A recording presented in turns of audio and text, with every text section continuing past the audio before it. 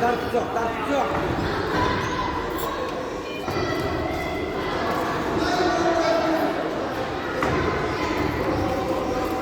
Hop! İstedi. Yok.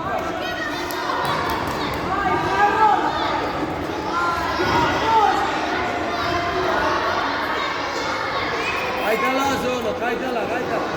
Go. Aldı golünü tek görsün tutar. İsteyene bastı, eklet kaydala. Artık golünü eklesin. Hop. Aldı golünü. Stüboy gol. Oğlum Stüboy yedi. Stüboy bir kaydala. Burada kol aylansın. Sol golü sırtı aylansın. İyi.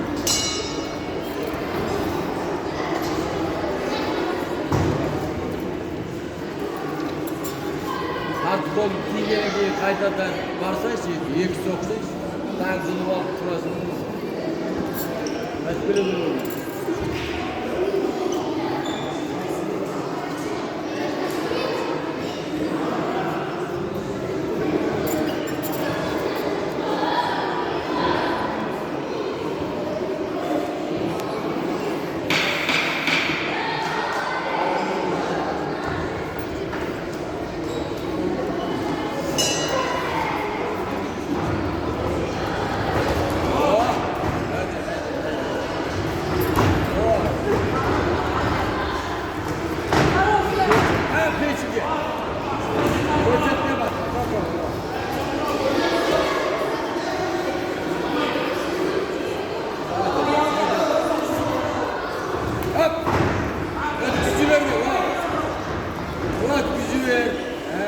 Geri ver.